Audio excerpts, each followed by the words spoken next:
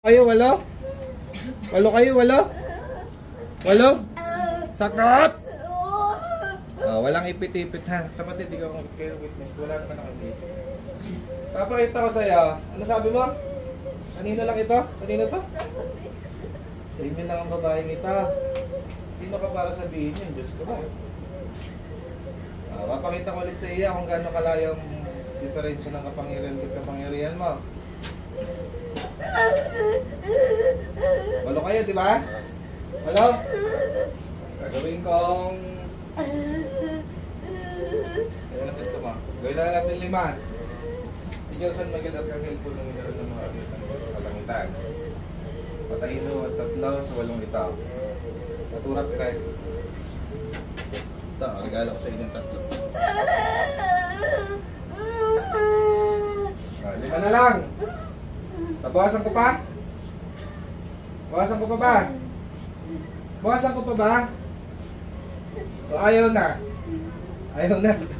Kanina tapos. Ayaw na.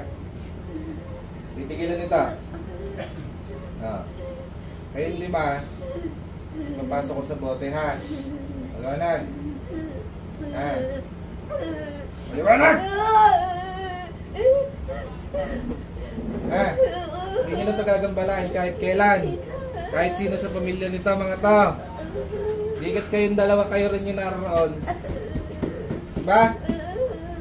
Ikaw ang pinaka-leader ng kwak-kwak. Sakot! Siya, paalam. Ilan na lang kayo dyan? Sakot! Na lang, 4. Okay, 4.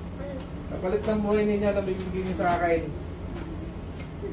Kaya nyo ako bigyan ng kayamanan. Kaya, wala kwenta. 2. Kayong 2. Anong balak na? Titigilan nito mga to. Pagpagin lahat sa buong katawan niya. Galaw! Isa mo ha. Hindi na mahina. Hindi ka malalakas. Bibigay ko sa inyo yung alas. Gagaling to ha. Huwag mangingialam sa buhay ng tao ha. Wala akong pakialam kung may trabaho kayo dapat gawin para sa mga tao. Huwag na huwag nyo lang gagawin at pakialam mo sila ha. Maliwanag. Napahala ng boss mo. Ayaw mo sabihin sa akin? Ayaw mo? Kamatayan na lang kaysa sabihin na lang. Ano? Isa. Pwede ka na. Pwede ka na matay. Pwede na. Gusto na lang mo matay eh. Hindi ko pa matay. Kasi nagbuti tayo. Pag gusto mo matay, huwag patayin.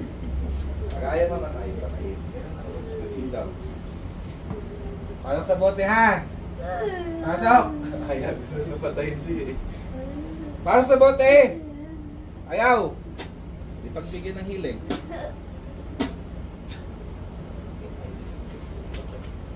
Ayaw ka. Later Clemente sa may pagod mo sa gusto.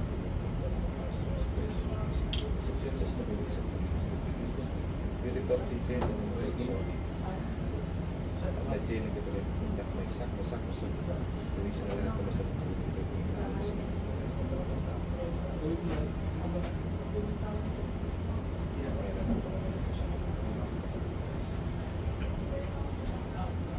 pinabalik ko ng buo, mayari ng katawan. Balik.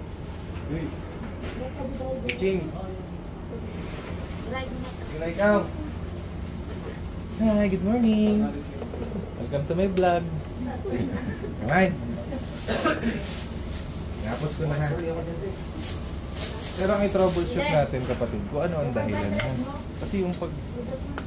madali lang. Ang gusto kong hanapin kung bakit siya. Ang usually kasi dahilan yun. Usually dahilan ha. Kaya kung tatama ako, hindi ko titingnan. Uhulaan ko lang. Yung tinatagong galit sa puso. Ha? Diba nagagalit ka din?